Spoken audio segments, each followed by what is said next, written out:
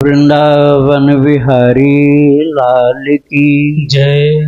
राधा रानी की जय। श्री गुरुदेव भगवान की जय। श्री राधे राधे। भक्ति प्रश्नोत्तरी कार्यक्रम प्रारंभ किया जा रहा है। आइए हम भक्ति संबंधित प्रश्नों को श्रवण करें। श्री राधे राधे गुरु जी, आपके श्री चरणों में कोटि कोटि दंड प्रणाम। आज का प्रश्न है बरसाना सिंह गुरु जी, इनका प्रश्न है, मुझे यह पूछना था कि मुझे महामंत्र की 16 माला करने में 3 घंटे लगते हैं। कई सालों से कर रही हूँ पर स्पीड नहीं बढ़ रही है। मुझे 2 घंटे में 16 माला करनी है क्योंकि समय नहीं मिल पाता है। श्री राधे राधे। आप बीच में या तो सो जाते होंगे, माला करते करते बीच में सो जाते होंगे, इसलिए समय आपको ज़्यादा लगता है। नहीं तो 3 घंटा लगना तो असंभव है। 16 माला 1 घंटा 1.5 घंटा, बहुत ज़्यादा किसी को होगा तब 1.25 घंटा तक, नहीं तो 1 घंटा में हो जाता है, 1.5 घंटा में तो हो ही जाता है। 3 घंटे का मतलब यही हुआ बीच में सो जाते हैं। तो आप चल चल के करो, किसी से बीच में बात मत करो, चल चल के घूम घूम के तुलसी की परिक्रमा करो, मंदिर की परिक्रमा करो। परिक्रमा करते समय किसी से बात मत करना, किसी की बात सुनना नहीं, माला जप करते रहना। हरे राम राम राम हरे हरे, हरे कृष्ण कृष्ण कृष्ण हरे हरे। यदि इतनी स्पीड होगी तो 1.5 घंटा से कम में आपका 16 माला हो जाएगा। अब आप बहुत धीमा करोगे, हरे राम राम राम हरे हरे, हरे कृष्ण कृष्ण कृष्ण हरे हरे, तब आपका 3 घंटा लग सकता है। श्री राधे राधे। प्रीतिलता जी हैं, प्रीतिलता दास जी, इनका प्रश्न है, मैं इस जन्म में भगवान की प्राप्ति करना चाहती हूँ, क्या यह संभव है? भगवान कृष्ण की प्राप्ति करने के लिए क्या करना पड़ेगा? मैं श्रीमद् भागवत का पाठ मेरे कल्याण के लिए पाठ कर सकती हूँ क्या? मुझे कोई दोष तो नहीं लगेगा? कोई दोष नहीं लगेगा। आप यदि संस्कृत का पाठ न करें तो हिंदी वाला ही कर लें, तब भी आपका ये लाभ होगा, प्रेम वाला। कोई लौकिक वाला लाभ भले न हो, सांसारिक कोई लाभ भले न हो, लेकिन ये पारलौकिक लाभ जरूर होगा। आप केवल हिंदी वाला पाठ करो, भगवान मन लगा के थोड़ा ध्यान से करना। ऐसे नहीं कि बोलते जा रहे हो, क्या बोला यही नहीं पता। तो हिंदी वाला पाठ करो आप, तो आपको भगवान से प्रेम होने लग जाएगा। भक्तचरित भी सुनो और भागवत जी का हिंदी वाला पाठ करो, आपको भगवान से प्रेम होने लग जाएगा। डेली करोगे तब। ऐसा नहीं कि जब किसी दिन याद आ गया तो उस दिन कर लिया, ऐसे नहीं। नियम बना करके कम से कम 1 घंटा आप सुबह सुबह, जब कोई बाधा नहीं है, कोई शोरगुल नहीं है, केवल हिंदी वाला पाठ करो आप, तो आपको समझ में आएगा और प्रभु से प्रेम होगा। धीरे धीरे प्रेम बढ़ता जाएगा। संस्कृत वाला आप करोगे, अर्थ तो समझ में आएगा नहीं, पाठ भी अशुद्ध हो जाएगा। तो मंत्र वाला लाभ तो मिल सकता है कुछ, लेकिन उसमें भी पूरी सफलता नहीं मिलेगी, क्योंकि अशुद्ध पाठ होगा। तो हिंदी वाला पाठ करो, कुछ श्लोक संस्कृत वाले पढ़ लिया करो जो आपके लिए सरल लगते हो। श्री राधे राधे। कपिल सारस्वत जी हैं, राजस्थान से, इनका प्रश्न है, आपकी कृपा से सीताराम नाम का जप करते हैं। कुल देवता भैरव जी हैं, जिनका दर्शन नित्य करने जाते हैं और सदा चरणों में दृष्टि रखते हैं। राम नाम जप करते हुए अब लगता है कि भैरव जी कह रहे हैं कि चरणों में दृष्टि न रखो, क्या यह भ्रम है या कुछ और? चरणों में दृष्टि रखना तो कल्याणकारी है, या भगवान का ध्यान करो आंख बंद करके, और राम राम जपना सभी देवता लोग पसंद करते हैं। भैरव जी भी, शिव जी भी राम राम जपते हैं, तो भैरव जी तो शिव जी के गण हैं, तो वो भी राम राम जपते हैं, आप जप सकते हो। और नहीं उनको पसंद हो तो उनके मुखारविंद पर दृष्टि रखो, या उनके हृदय में भगवान विराजमान है ये दृष्टि रखो, या उनके चारों तरफ राम नाम घूम रहा है, राम नाम तेजोमय चारों तरफ चक्र की तरह से घूम रहा है, ऐसा दर्शन करो, ऐसी दृष्टि रखो। राधे राधे। बीकानेर सिंह गुरु जी, इनका प्रश्न है, अशुद्ध अवस्था में गुरु मंत्र का जाप कैसे करें? देखो, अशुद्ध क्या होता है? शरीर अशुद्ध होता है ना, मन तो नहीं अशुद्ध होता। अभी कोई चीज अशुद्ध है, मान लो हाथ में गंदगी लग गई, तो हाथ शुद्ध कैसे करोगे? साबुन से, पानी से, मिट्टी से, गंगा जल से, इसी से तो शुद्ध करोगे। हाथ में गंदगी लगी थी, उसको निर्मल करने के लिए पानी, साबुन, मिट्टी, इसका प्रयोग किया, साफ हो गया।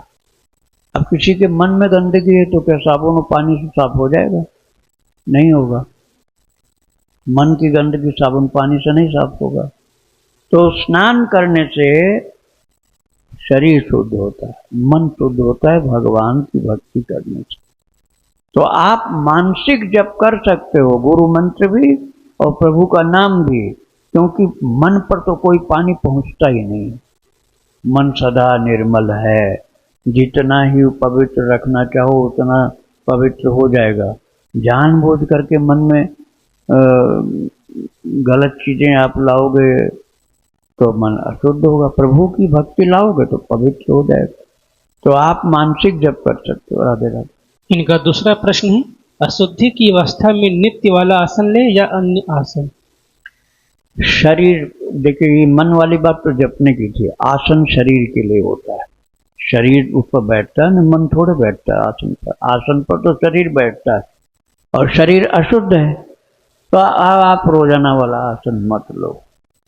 उसके लिए दूसरा कुशा का आसन तो बिल्कुल नहीं बैठना चाहिए।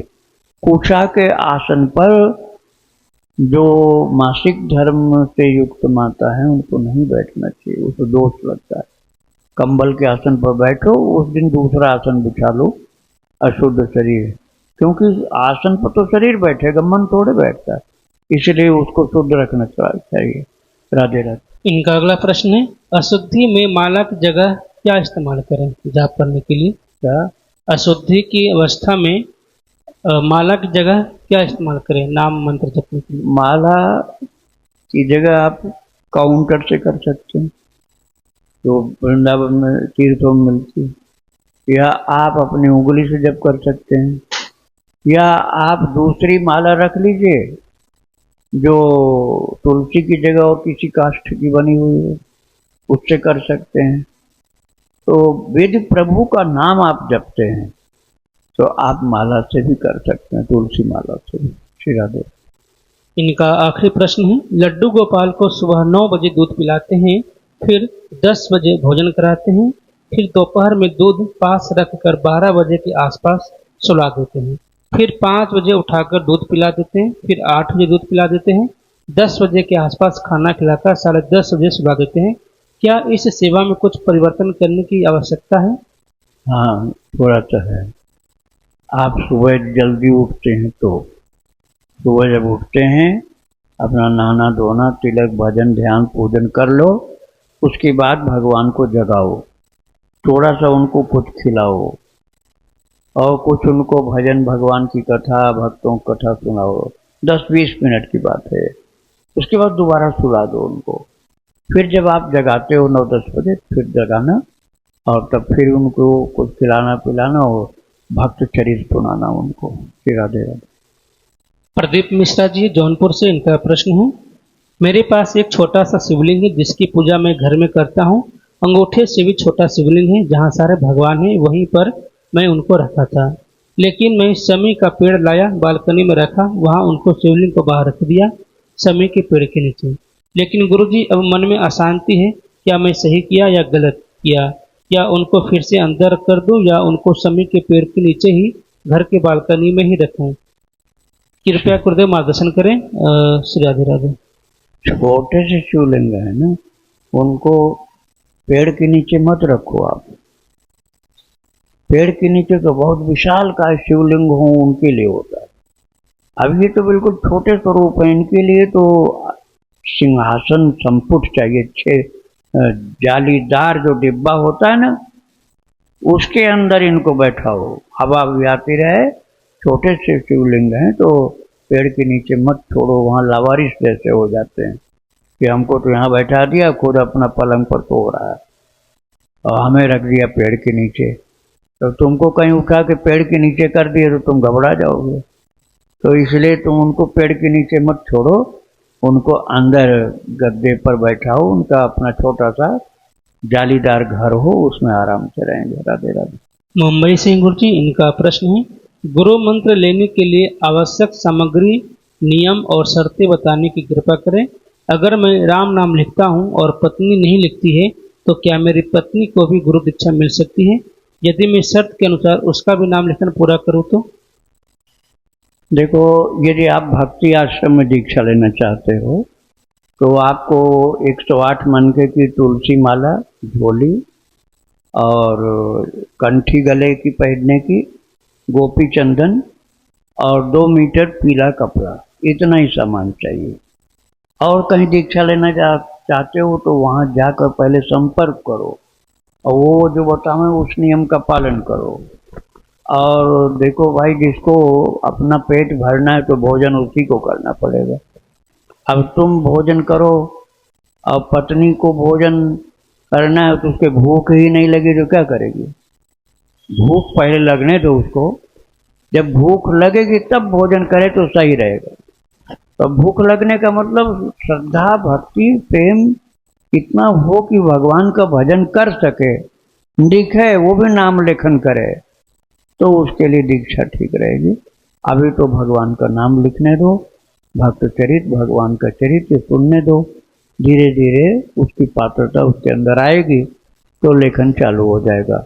अब वो लिखने को तैयार हो तो लिखवाओ उससे। राधे राधे। जयपुर राजस्थान से गुरु जी, इनका प्रश्न है, महाराज जी, कई बार संतों के मुख से सुना है कि नाम अपराध हो जाता है। इनमें अपराध क्या होता है? नामापराध क्या होता है और किस गलती से किस कारण अपराध लगता है? आपके चरणों में कोटि कोटि प्रणाम, कृपया मेरा मार्गदर्शन करें।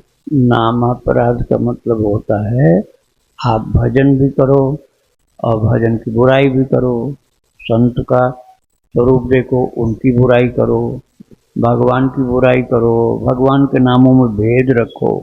अरे शिव जी का नाम ऐसा, राम जी का नाम ऐसा, उनमें किसी की महिमा कम करो, किसी की बढ़ा के करो, ये सब नामापराध है। और इसके साथ साथ नाम के जप के द्वारा हम सोचें कि अब हमको दुनिया का कोई कर्म नहीं करना चाहिए, हम तो भजन करते हैं, तो ये भी अपराध नाम का। तो शिव जी की निंदा नहीं हो, नाम की निंदा नहीं हो, नाम की महिमा जो बताई गई है उस पर श्रद्धा हो, उस पर विश्वास हो। यह नहीं विश्वास करते हो तो नामापराध हो गए। यही मुख्य हैं, 10 होते हैं नामापराध। राधे राधे। सोनू गुप्ता जी बक्सर से, इनका प्रश्न है, मैं लगभग 10 साल से सरकारी नौकरी की तैयारी कर रहा हूं पर अभी तक कहीं सफलता नहीं मिली। अब समझ भी नहीं आता क्या करूं। पढ़ाई में अब मन भी नहीं लगता है, पढ़ाई बोझ जैसा लगता है। लगभग प्रभु कृपा से साल भर में भक्ति कर रहा हूं। अब संसार में कहीं मन नहीं लगता, मन करता है कहीं एकांत में प्रभु की खूब भक्ति, नाम जप, पूजा, ध्यान करूं। पर घर वाले भक्ति से संबंधित कुछ भी करता हूं तो बहुत गुस्सा करते हैं और कहते हैं भक्ति बुढ़ापे की चीज़ है। मन करता है सब छोड़ छाड़ के वृंदावन में आ जाऊं और वहीं अपनी सारी जिंदगी प्रभु के चरणों में सेवा में बिताऊं। गुरुजी, मैं बहुत परेशान रहता हूं, अब आप ही केवल मेरे सहारा हैं, इस दास का निवेदन स्वीकार करें। भाई, बुढ़ापे में भजन किया जाता है तो पहले उनसे पूछो कि आपका बुढ़ापा आ गया, आप करते हो कि नहीं करते हो। वो तो नहीं कर रहे हैं, तो तुम कर रहे हो तो तुम्हें तो करना चाहिए। हम ये नहीं कर रहे हैं कि पढ़ाई मत करो, पढ़ाई भी करो लेकिन भक्ति भी करो साथ में। भगवान की भक्ति और पढ़ाई भी दोनों काम करो और एकांत में भजन कर लो। रोजाना थोड़ा सा करना चाहिए, उसके बाद जैसे जैसे ठाकुर जी करवाएंगे वैसे आगे बढ़ते जाओगे। आप पढ़ाई में भी मन लगाओ, पर भगवान के विधान पर विश्वास रखो, प्रारब्ध पर विश्वास रखो। ठाकुर जी का सहारा पकड़ोगे तो सब काम हो जाएगा विश्वास के साथ। राधे राधे। सुनीता जी जबलपुर से, इनका प्रश्न है, मैं हनुमान जी के भक्त हूँ एवं आपसे जुड़ने के बाद राम नाम का लेखन शुरू किया है। लगभग 2 साल पहले मैं साईं बाबा की पूजा करती थी एवं उनकी मूर्ति भी लाई थी, परंतु अब मेरा मन राम नाम में ही रम गया है। क्या अनजाने में मुझसे कोई पाप हो गया है या कोई पाप हो रहा है? क्या मैं साईं बाबा की मूर्ति हनुमान जी के पास रख सकती हूँ एवं उनके भी चरण स्पर्श कर सकती हूँ। हनुमान जी मेरे इष्ट हैं एवं बचपन से ही मैं उनकी पूजा करते आ रही हूँ। साईं बाबा एक संत हैं। संत की जैसे और सब संत हैं, ऐसे वो भी एक संत हैं। भगवान तो नहीं है, संत हैं। संत को आदर देते हो, उनको भी आदर दे दो। भगवान तो राम जी हैं, भगवान कृष्ण हैं, शिव जी हैं, दुर्गा माता हैं। ये जो भगवान के स्वरूप हैं, इनमें से किसी की भी भक्ति करो। और संत तो अनंत हैं, कोई गिनती नहीं कितने संत हैं। उन सबका सम्मान कर सकते हो। सीधा दे दो। महाराष्ट्र से जी स्नेहा जी, इनका प्रश्न है, आपको मोबाइल पे सुनती हूँ, बहुत से प्रश्नों का समाधान मिलता है। मेरी दीक्षा नहीं हुई है, प्रभु कृपा है। प्रभु राधा नाम जप करवाते हैं, प्यारी राधा रानी और प्रभु की सेवा करती हूँ। सदैव सदगुरुदेव जी मेरा कान्हा के प्रति प्रियतम भाव है।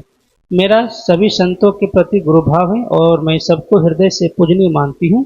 बहुत महीनों से सहचर्य भाव के संतों गुरुजनों से सत्संग मोबाइल पे सुनती थी। इससे यह हुआ कि मेरा भाव बाधित होने लगा। मुझे बहुत कुछ सीखने को भी मिला, लेकिन मुझे में कुछ कमी रही होगी कि यह स्थिति आ गई कि मुझे में ना तो सहचर्य भाव आ रहा था, ऊपर से मेरा प्रियतम भाव मुझे मुझे ऐसे लगने लगा कि ऐसा भाव भी प्रभु के प्रति ठीक नहीं। मैं कहाँ अधम जीव, कहाँ प्रभु, ऐसे अनेकों विचार आने लगे। विचार इतने बढ़ गए कि मैं बस रोती थी, क्योंकि क्या करूं कुछ समझ में नहीं आ रहा था। ऐसी भी लगने लगा था कि प्रियतम भाव स्वार्थी भाव है। ऐसा हमने सत्संग में सुना है कि सहचर्य भाव निस्वार्थ है और प्रियतम भाव में थोड़ा स्वार्थ होता है। तो मैं एक अलग ही ग्लानि में रहने लगी। बड़ा कठिन समय था, मेरा मन किसी बात में नहीं लग रहा था।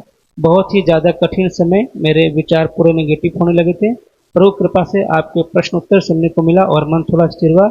इसी संदर्भ में मेरा दो प्रश्न है। पहला है, क्या हमें हमारे भाव के अनुकूल ही संग और सत्संग करना चाहिए गुरुदेव? हमारे प्रभु के प्रति जो भाव है हमें बहुत संभालना चाहिए। भाव आपका सही है, लेकिन आप उसमें यदि दोष देखते हो तो बदल सकते हो। जैसे आपको उसमें कमी लग रही है, तो आप वात्सल्य भाव से भक्ति करो, और या तो आप सेवक सेवे भाव, भगवान की दासी बन जाओ, भगवान के दास बन जाओ, तो बहुत सरल हो जाएगी भक्ति। जैसे तुलसीदास जी महाराज अपने को दास मानते थे, भगवान को अपना स्वामी मानते थे। सरल भक्ति है। श्री राधे राधे। इनका दूसरा प्रश्न है, हम तो पापी जीव ही हैं, लेकिन प्रियतम भाव अपने आप ही हमें आया है। इस भाव से प्रभु की सेवा न करे तो क्या ही करे फिर। हमने सहचर्य भाव आए, इसके लिए भी मन के साथ बड़ी खींचतानी की, क्योंकि हमने सुना था कि सहचर्य भाव सबसे बड़ा भाव है। या हमारा भाव स्वार्थी है गुरुदेव? मन में बार बार यही विचार आते हैं कि कहीं हमारी सेवा स्वार्थी भाव से तो नहीं हो रही है। प्रभु प्रसन्न तो है ना? मन बार बार ग्लानि में रहता है। हम बस प्रभु की प्रसन्नता चाहते हैं। इस भाव में निस्वार्थ होकर कैसे सेवा करनी चाहिए? कोई भाव छोटा या बड़ा नहीं होता है। अब आप ये समझ लीजिए, मैंने गया प्रसाद जी महाराज की चरितावली सुनाई 38 भाग में। उड़िया बाबा के शिष्य थे, गोवर्धन जी में रहते थे। और श्री पोद्दार जी महाराज, राधा बाबा, ये लोग सहचरी भाव के बड़े ऊंचे संत थे। और गया प्रसाद जी वात्सल्य भाव के संत थे। लेकिन पोद्दार जी और राधा बाबा गया प्रसाद जी का दर्शन करने आते थे। अब आप सोचो, दर्शन करने तो उसी का जाते हैं ना जिनके प्रति बहुत आदर बुद्धि हो। तो यदि वात्सल्य भाव छोटा होता तो इनका दर्शन करने क्यों आते वो लोग? आप जिस किसी भाव में ठाकुर जी से टिक गए, जुड़ गए, वही भाव ऊंचा हो जाएगा। आप प्रेम के साथ उनमें लग जाओ बस। श्री राधे राधे। सुधा पांडे जी हैं, इनका प्रश्न है, मेरे गुरुदेव उड़िया बाबा, अखंडानंद जी महाराज, पथिक जी, हरि बाबा जी, यह लोग यहाँ से अंतर्ध्यान होकर कहाँ गए? क्या उनका भी कोई लोक होता है? मरने के बाद मुझे उनके दर्शन हो सकते हैं? दर्शन तो बहुत प्रेम जिसको होता है उसी को होता है। बहुत ज्यादा प्रेम होता है, हर किसी को दर्शन नहीं मिल सकता है। हर जो जीवित हैं उनका दर्शन करो। ये जो महाराज चले गए हैं ना, ये दर्शन दे सकते हैं, लेकिन बहुत प्रेम चाहिए। आप यही मानो कि भगवान के पास चले गए। अब भगवान इनको भेजें तब दर्शन आपको देंगे। तो अब इतना आपके अंदर प्रेम हो कि भगवान इनको भेजें आपके पास, ये बड़ा कठिन काम है। तो जो शरीर से विराजमान हैं उनका आप दर्शन करो, और जो जा चुके हैं उनका चरित्र श्रवण करो, उनका उपदेश सुनो। जो शरीर से अब नहीं दिखलाई पड़ रहे हैं उनका उपदेश सुनो, उनका चरित्र सुनो, तो आपका कल्याण होगा। दर्शन ही करना है तो या तो समाधि का दर्शन करो, जो संत पहले थे और अब शरीर से नहीं दिखलाई पड़ रहे हैं उनकी समाधि का दर्शन करो, समाधि को प्रणाम करो। और या वर्तमान के कोई महान संत आपकी दृष्टि में हैं तो उनका दर्शन करो। श्री राधे राधे। इनका दूसरा प्रश्न है, महाराज जी मैं मरने के बाद कहाँ जाऊंगी, यह कैसे पता चलेगा? ये किसी को नहीं पता चलता है। ये सारा विधान ब्रह्मा जी के पास है, धर्मराज के पास, भगवान के पास है। ये लीक आउट नहीं होता है कि पहले से बता देंगे आगे क्या होना। श्री राधे राधे।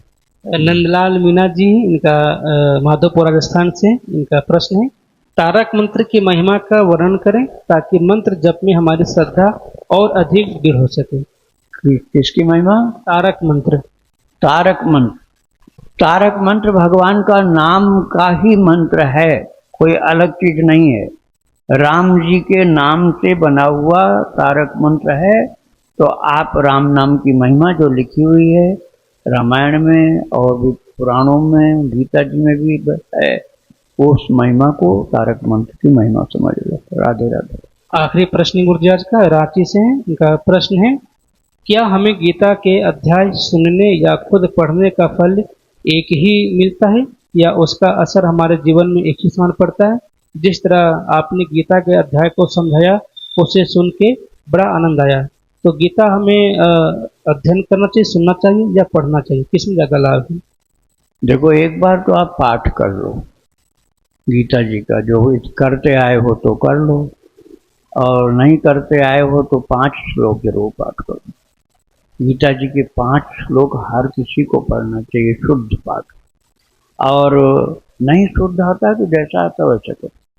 और व्याख्या जो रोजाना सुनाई जा रही है उसको आप श्रवण करो, मनन करो, आप और आगे बढ़ोगे।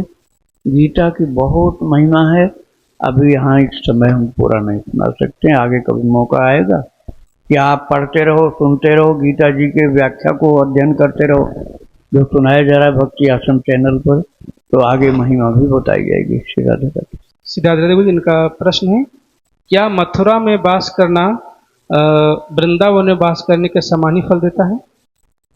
बस कुसंग से बचना होगा।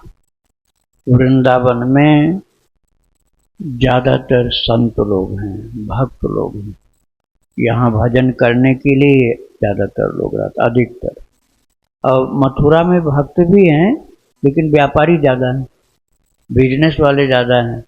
अब उनका संग आपको यदि मिल गया कुसंग के रूप में तो भजन में बाधा पड़ जाएगी।